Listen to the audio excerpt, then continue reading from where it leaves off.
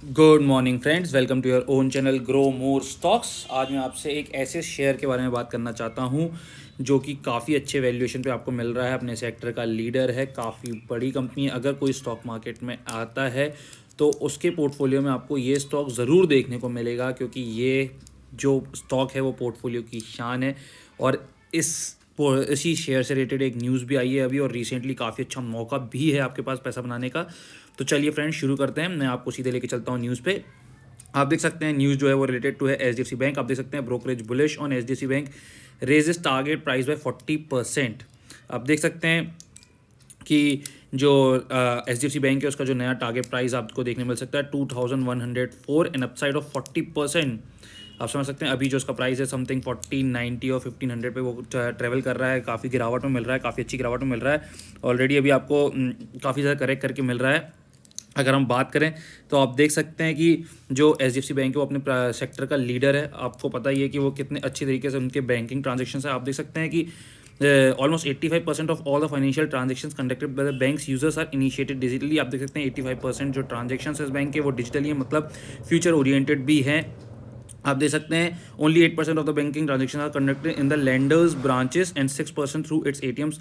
जो बचे हुए 14% आप उसमें देख सकते हैं किस तरह से डिस्ट्रीब्यूशन है। आप देख सकते हैं कि ऑलरेडी इनके जो कार्ड डिस्पर्सल्स हैं, जो क्रेडिट कार्ड्स हैं, वो काफ़ी ज़्यादा एच बैंक का काफ़ी बड़ा मार्केट कैप्चर है उसमें भी।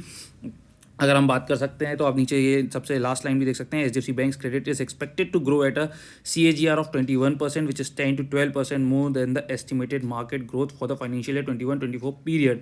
आप समझ सकते हैं कि ये स्टॉक आपको कितने अच्छे वैल्यूएशन पे मिल रहा है। चलिए, ये न्यूज़ पढ़ने के बाद मैं आपको थोड़ा इसके फंडामेंटल्स भी बता देता हूँ। आप देख सकते हैं कि एच बैंक लिमिटेड अभी आज का ये मार्केट जिस तरह से चल रहा है, तो आज ये अभी फ्लैट ही ट्रेवल कर रहा है। आप देख सकते हैं कोई बिल्कुल भी ओवरबॉट जोन में नहीं है स्टॉक, ना ही कोई रेड फ्लैग्स हैं स्टॉक में।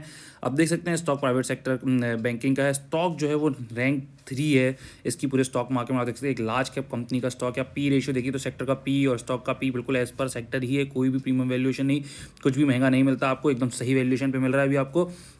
आप सेक्टर का डिविडेंड यील्ड देख रहे हैं, स्टॉक का डिविडेंड यील्ड देख रहे हैं, दोनों इक्वल हैं। इस सेक्टर में डिविडेंड पे करना, एक प्राइवेट बैंक का डिविडेंड पे करना इज़ लाइक बहुत बड़ी बात है। यहाँ पे आपको ये स्टॉक समझ सकते हैं कि किस क्वालिटी का स्टॉक है ये। अगर हम इसके फाइनेंशियल ट्रेंड को देखते हैं तो आप देख सकते हैं कि जो रेवेन्यू में ग्रोथ है वो कितनी अच्छी तरीके से इंटैक्ट है। आप देख सकते हैं प्रॉफिटेबिलिटी भी पूरी तरीके से इंटैक्ट है स्टॉक की।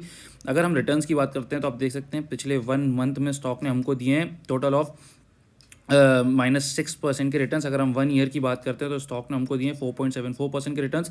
और अगर हम मैक्सिमम चार्ट पैटर्न देखते हैं तो स्टॉक ने दिए हैं मैसिव 9013.21% के रिटर्न्स। स्टॉक ने 1725 का हाई लगा के अभी आपको अच्छे खासे करेक्शन में मिल रहा है। 1540 टू 1500 के प्राइस में मिल रहा है। बहुत ही अच्छा बाइंग प्राइस है, वो मैं आपको अभी चार्ट पे समझाऊंगा। अगर हम इसके फाइनेंशियल्स पे नजर डालते हैं तो आप देख सकते हैं कि जो इसके रेवेन्यू है आप देख सकते हैं 2018 में 1,01,344 करोड़ था, जो कि अब बढ़ के हो चुका है 1,55,885 करोड़। नेट इनकम की बात की जाए तो 2018 में नेट इनकम थी 18,510 करोड़, जो कि बढ़ के हो चुकी है 31,833 करोड़। ईपीएस भी देख सकते हैं, ईपीएस 35.89 इन 2018 से बढ़ के हो चुका है 57.90 इन 2021। अगर हम बैलेंस शीट की बात करते हैं और देखते हैं एसेट्स की, तो आप देख सकते हैं कंपनी के पास टोटल एसेट्स 2018 में थे 11,03,232 करोड़, जो कि अब बढ़ के हो चुके हैं 18 लाख करोड़ समथिंग अबाउट। और जैसे कि ये बैंकिंग सेक्टर से है तो आपको पता है इसमें लाइबिलिटीज़ आपको देखने मिलेंगी ही। अगर हम कैश फ्लो की बात करें तो आप देख सकते हैं कंपनी अभी कैश रिच कंपनी आपको देखने मिलती है। काफ़ी अच्छी कंपनी अपने सेक्टर की लीडर है, काफ़ी बड़ी कंपनी है। इनफैक्ट जो निफ्टी है, निफ्टी 50 है, उसमें भी काफ़ी बड़ा वेटेज होल्ड करता है ये। निफ्टी बैंक में काफ़ी बड़ा वेटेज होल्ड करता है ये बैंक। अगर हम इसके होल्डिंग पैटर्न की बात कर सकते हैं तो आपको पता ही है टोटल प्रमोटर होल्डिंग आप देख सकते हैं 25.83% है, mutual fund 40.54%, foreign institution 38.23%, retail investor 13.41% और अदर DI 7.99%। अगर हम इसके चार्ट में नजर डालते हैं और बाइंग लेवल्स को समझने की कोशिश करते हैं तो आप देख सकते हैं दिस इज 1 डे चार्ट। अगर मैं आपको इसका मंथली चार्ट टाइम फ्रेम पे चार्ट दिखाऊं तो आप देख सकते हैं अभी भी पूरी तरह से बुलिश है। आपको ये कोविड का एक नीचे वो दिख रहा होगा, करेक्शन दिख रहा होगा, जहाँ पे ये स्टॉक अपने 1300 के लेवल से 800 750 तक भी आया था। और वहाँ से इसने फिर से जो अपना वापस कवर अप किया है, वापस शुरू किया है मोशन, तो आप देख सकते हैं टोटली बुलिश रन में जब से स्टॉक शुरू हुआ तब से बुल रन में आप देख सकते हैं कॉन्स्टेंट कंपाउंडर है। अगर आप वीकली कैंडल पे भी देखते हैं तो स्टॉक का जो अभी आपको सबसे बड़ा सपोर्ट नजर के आता है 1400, एक बहुत बड़ा सपोर्ट है।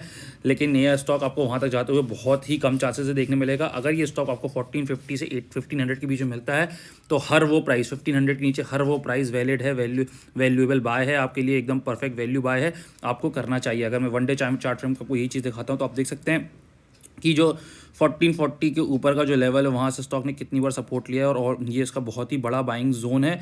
तो आपको 1400 टू 4050 और 4050 टू 1500 के बीच में जहाँ भी ये स्टॉक मिलता है आपको वहाँ पे बाइंग करनी चाहिए।